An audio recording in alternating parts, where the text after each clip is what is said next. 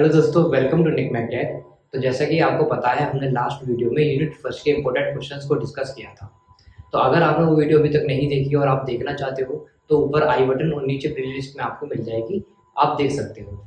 तो लास्ट में जो हमने डिस्कस किया था वो ये डिस्कस किया था रेफ्रिजरेटर, हीट पंप और हीट इंजन। इनका डायग्राम अच्छी तरीके से हमने बनाया था, सीयूपी निकाली थी और थोड़ा बहुत डिस्कशन किया था। अब आगे हम लोग साइकिल के बारे में डिस्कस करते हैं। वेल कॉलिवन साइकिल क्या होती है या फिर रिवर्स ब्रेटन साइकिल क्या होती है, उसकी सीओपी किस तरीके से ड्राइव करते हैं।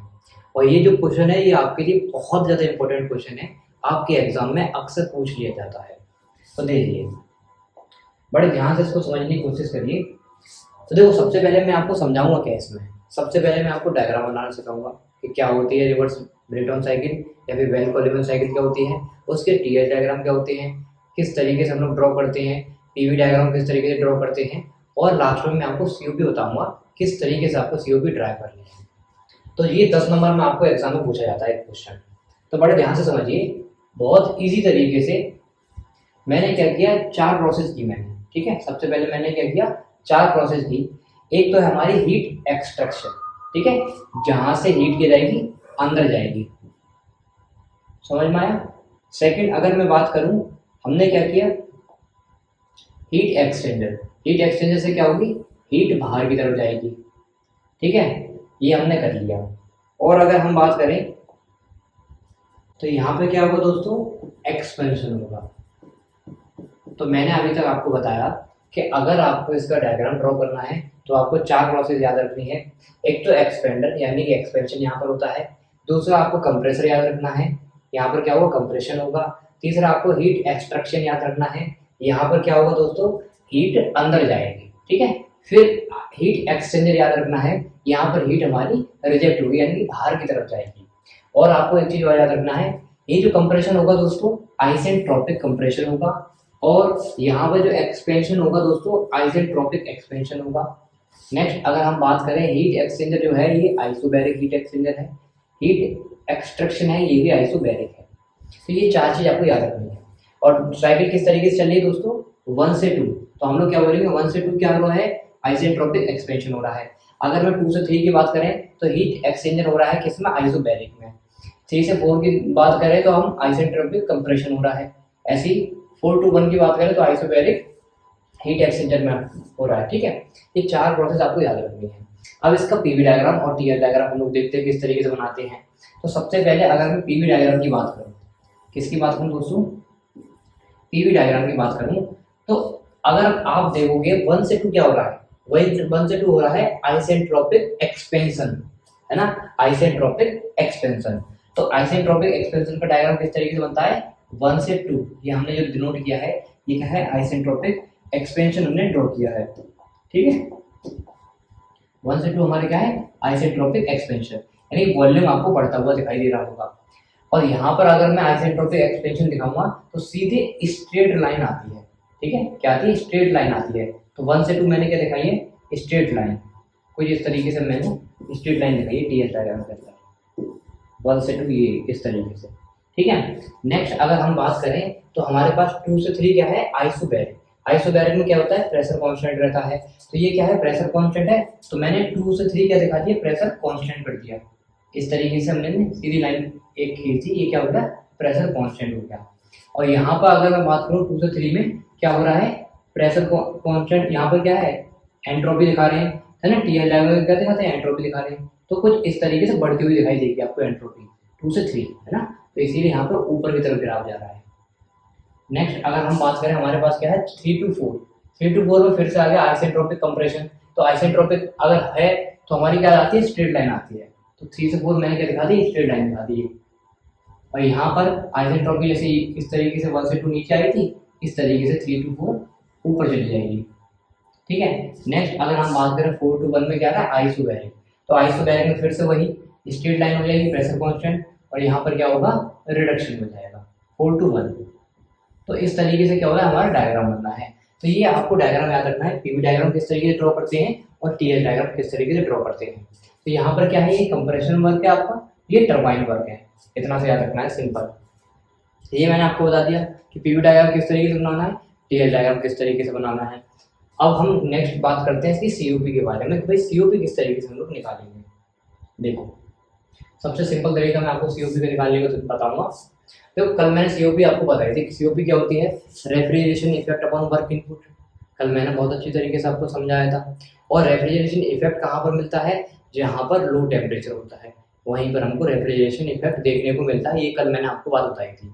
अगर आपने वीडियो नहीं देखी है तो ऊपर आई बटन और नीचे डिस्क्रिप्शन में आपको लिंक मिल जाएगी, वहाँ से आप लोग देख सकते हैं। तो देखिए सेम फॉर्मूला हम लोग वही यहीं पर अपनाएंगे सीओपी का, क्या refrigeration effect upon work input, जो मैंने कल फॉर्मूला आपको बताया था, यही वाला फॉर्मूला बताया था, refrigeration effect upon work input. अब ध्यान दीजिए, ये मैंने अभी टीयर डायग्राम बनाया था, ठीक है। तो टीयर डायग्राम में मैंने अभी आपको दिखाया था 1 से 2 क्या हो रहा है हमारा, 1 से 2 मैंने आपको बताया था, है ना। ये क्या है हमारा कंप्रेशन वर्क है, ये क्या है हमारा टरबाइन वर्क है 3 to 4, और कुछ इस तरीके से मैंने डायग्राम अभी आपको बताया था पीछे। यहाँ पर लो टेम्परेचर होता है नीचे, है ना। तो ये क्या है हमारी स्टोरेज प्लेस है, ये लो टेम्परेचर है, यहीं पर हमको क्या देखने को मिलेगा, रेफ्रिजरेशन इफेक्ट देखने को मिलेगा। तो टीयर डायग्राम आप लोग बनाना अच्छी तरीके से जान चुके हैं। अब सीओपी के लिए हमको क्या पता चाहिए कि refrigeration effect upon work input. अगर मैं वर्क इनपुट की बात करूं, वर्क इनपुट हमारा क्या है, कंप्रेशन वर्क, ये जो है कंप्रेशन वर्क है, ठीक है। ये हमारा क्या है, टरबाइन वर्क है, सिंपल सी बात है। अब देखो 2 से 1 में क्या है, कंप्रेशन वर्क है, और 3 से 4 में क्या है हमारा, टरबाइन वर्क है। ये वर्क इनपुट हो गया। और रेफ्रिजरेशन इफेक्ट हमें कहाँ मिल रहा है, 4 to 1 में यहाँ पर रेफ्रिजरेशन इफेक्ट देखने को मिल रहा है। तो रेफ्रिजरेशन इफेक्ट किस में देखने को मिल रहा है, 4 से 1 में। तो वही चीज़ मैंने यहाँ पर लिखी, सीओपी रेफ्रिजरेशन इफेक्ट की जगह मैंने क्या लिख दिया, 4 to 1, तो H1 माइनस H4 लिख दिया। इसी तरीके से क्या है, कंप्रेशन वर्क है हमारा, तो कंप्रेशन वर्क लिख दिया, और क्या है, टरबाइन वर्क लिख दिया हमने 3 to 4 में, ठीक है। अब देखिए H1 माइनस H4 तो हमारा चल ही रहा है, तो कंप्रेशन वर्क किस में है, 2 और 1 के बीच में, तो इसीलिए मैंने H2 माइनस H1 लिख दिया। टरबाइन वर्क किस में है, 3 और 4 के बीच में, इसीलिए मैंने H3 माइनस H4 लिख दिया।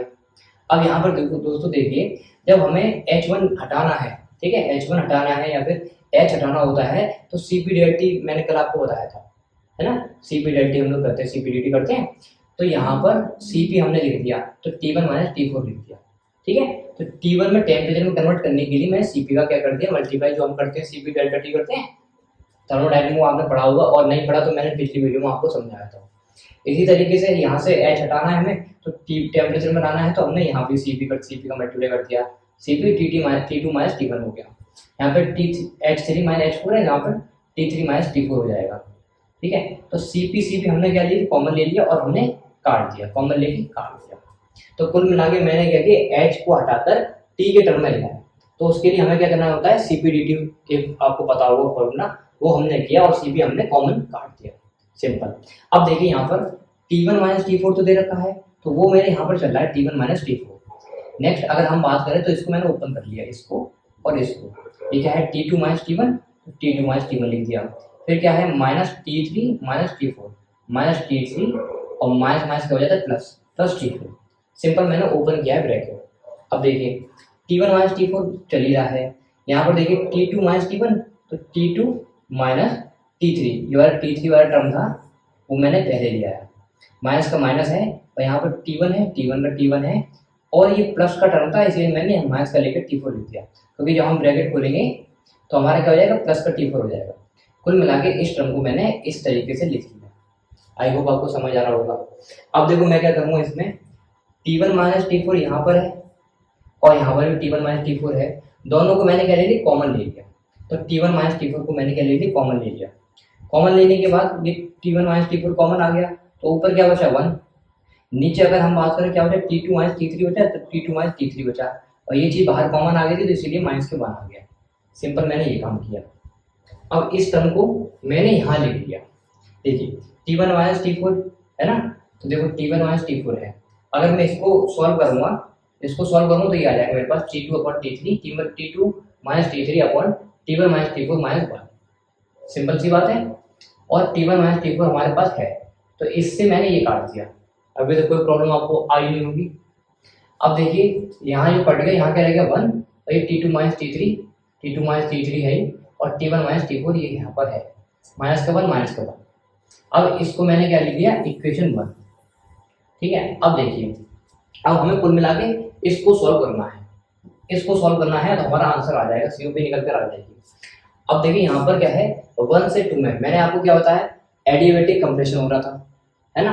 अब एडिएबेटिक कंप्रेशन की आपको पता होगी किस तरीके से हम लोग निकालते हैं, T2/T1, क्योंकि 2 और 1 के बीच में है, तो T2/T1, फिर यहाँ पर P2/P1, और इसकी जो पावर होती है गामा-1/गामा।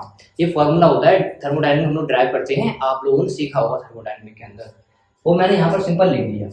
अब इसकी जगह हम लोग क्या लिख सकते हैं, RP की पावर गामा-1/गामा, ठीक है। इसको हम लोग ये RP बोलते हैं, ठीक है, प्रेशर रेशियो।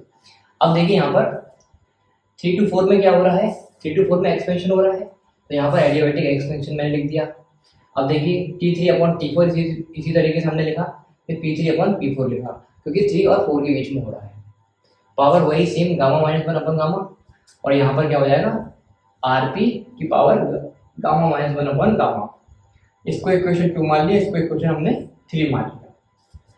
अब यहाँ पर आपको याद रखना है कि P2/P1 है ना, या फिर P3/P4 है, इसको हम लोग RP बोलते हैं, ठीक है।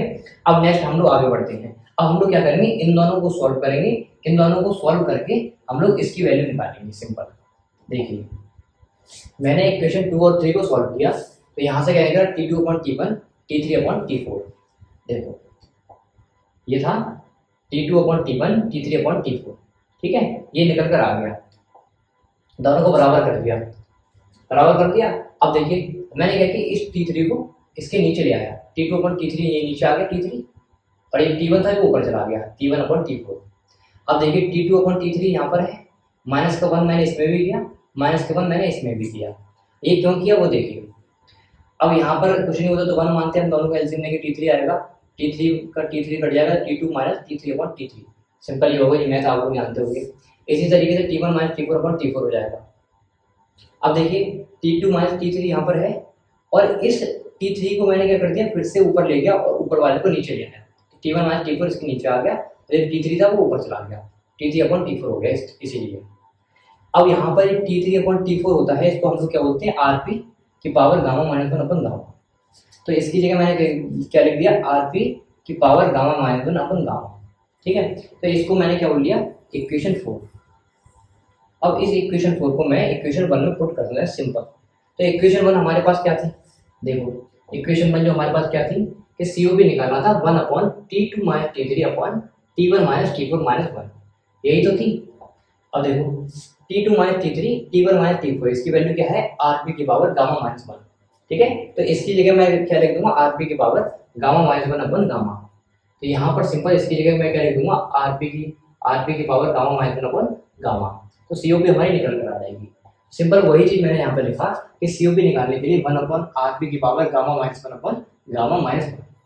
तो ये जो COP निकल गया ये आपके एग्जाम में बहुत ज़्यादा इंपॉर्टेंट है, और इतना प्रोसेस मैंने आपको समझाया, बहुत सिंपल तरीके से समझाने की कोशिश करी, ये आपको 10 नंबर एग्जाम में मिलाएंगे, आराम से 10 नंबर आपको मिलेंगे, इतना आपको लिखना है। तो ये COP जो निकल कर आई है, किसकी निकल कर आई है, बेल-कोलमन साइकिल की निकल कर आई है, या फिर रिवर्स ब्रुटल साइकिल की निकल कर आई है। तो इसी तरीके से हम लोग COP निकालते हैं। तो आई होप आज की वीडियो आपको समझ आई होगी, पसंद भी आई होगी। अगर आपको वीडियो अच्छी लगी है, हेल्पफुल लगी है, तो अपने दोस्तों के साथ शेयर जरूर करें। मिलते हैं नेक्स्ट वीडियो में, तब तक के लिए बाय, थैंक यू।